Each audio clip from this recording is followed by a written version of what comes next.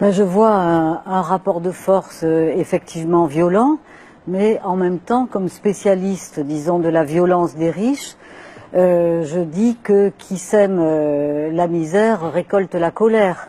C'est-à-dire qu'à partir du moment où les travailleurs d'Air France ont subi, depuis que le PDG, Monsieur Alexandre Begougne de Juniac, a pris ses fonctions en 2011, il y a eu déjà 10 000 salariés qui ont été mis à la porte, enfin licenciés.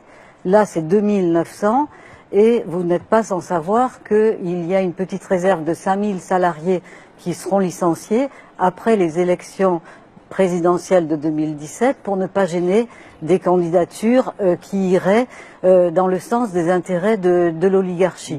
Mais ce que je veux essayer de montrer, c'est que si vous voulez, les travailleurs aujourd'hui sont traités de coûts, de charges, de dépenses, de ressources, de matières premières, de ressources productives dans le parc des avions d'Air France.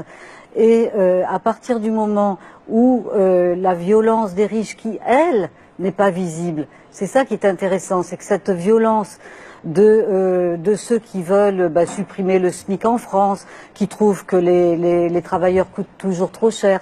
C'est une violence qui se passe dans le huis clos, dans les salons feutrés de l'entre-soi des beaux quartiers, qui n'est pas visible. Et les travailleurs, c'est regrettable, mais c'est comme ça, ils n'ont pas d'autre moyen que celui qu'ils ont mis en œuvre là. Et ce qui est extraordinaire, pour moi, c'est l'hystérie médiatique qui s'est emparée de cette affaire et qui, au final, stigmatise les travailleurs. Et enfin, le roi est quand même nu. Hein, voilà, il y a une image forte de ce point de vue. Mais les travailleurs sont, de cette façon-là, criminalisés, stigmatisés. Si vous voulez, c'est un petit peu, alors je veux pas du tout, c'est pas pour me mettre en avant, mais si vous voulez, avec mon mari, par exemple, on est très souvent taxé de populiste. Hein, avant de discuter de notre travail, on est taxé de populiste. Parce que simplement, on revendique une société avec plus de justice et moins d'inégalité. C'est quand même pas grave, vous pouvez pas me dire, docteur. Hein. Eh bien, moi, je leur dis à tous ces gens qui défendent les intérêts, comme M. Valls l'a fait, les intérêts des puissants, de l'oligarchie à laquelle il appartient, moi je dis que ce sont des bourgeoisistes, que ce sont des militants du système néolibéral et que les travailleurs, ils défendent aussi leurs intérêts et leur droit à simplement vivre normalement sur cette terre où ils sont de passage comme nous tous. Par rapport à cette idée de tout le monde est à peu près d'accord sur l'idée d'une violence qu'on essaye de nommer chacun à sa façon. Eh bien, nous, avec mon mari, nous proposons des lunettes très spécifiques aux téléspectateurs, c'est-à-dire nous analysons à partir de nos enquêtes sociologiques une véritable guerre de classe que mènent les plus riches contre les peuples. Et là où je ne suis pas d'accord avec vous, c'est que les plus riches, les plus puissants s'adaptent parfaitement aux nouvelles technologies et au développement technologique d'une société qu'ils s'accaparent. Et du coup, les travailleurs, les classes moyennes et les classes populaires sont laissés de côté. Et il y a une phrase du pape François que je trouve très belle. Il écrit les ouvriers sont passés du statut d'exploité à celui de déchet. Et c'est cette notion, comme j'ai dit tout à l'heure, de coûts, de charges, de déchets, de parasites, de parias, de voyous. Alors que moi, ou nous, dans nos enquêtes, qui sont les voyous dans notre dernier livre? Eh bien, écoutez, ce sont les fraudeurs les plus riches, qui privent des recettes fiscales de l'État français des dizaines de milliards d'euros, qui font que s'ils payaient à la hauteur de leur fortune leurs impôts, eh bien nous n'aurions plus de trou de la sécurité sociale, plus de déficit et plus de dette publique.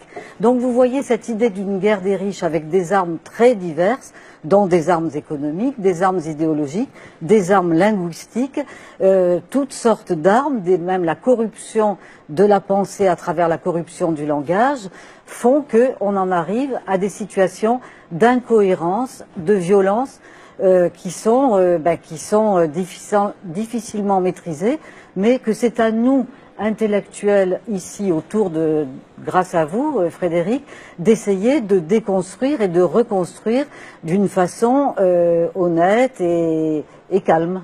On leur demande de consentir, d'être assujettis au diktat des actionnaires qui veulent toujours plus de dividendes.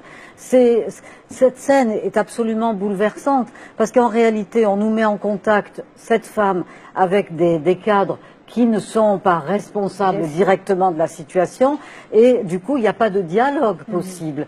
Et ce qu'on sent très bien dans ce soir avec ces images, c'est qu'il y a une colère extrêmement profonde je pense de tout le peuple français, puisque vous savez que la concentration des richesses en quelques mains est absolument énorme, puisqu'il y a 85 individus sur la Terre qui concentrent autant que la moitié de la planète. L'année prochaine, ce sera 60 Crésus. Donc, on va dans une espèce d'enfer épouvantable pour les classes populaires, et cette femme, elle le sait, et elle est désespérée. À la suite des licenciements de Continental, et je m'arrête, aujourd'hui, 6 ans après, il y a 500 personnes qui sont toujours au chômage, il y a eu 10 suicides et 300 divorces. Elle est où la violence ? Le néolibéralisme est absolument dans toute l'Europe.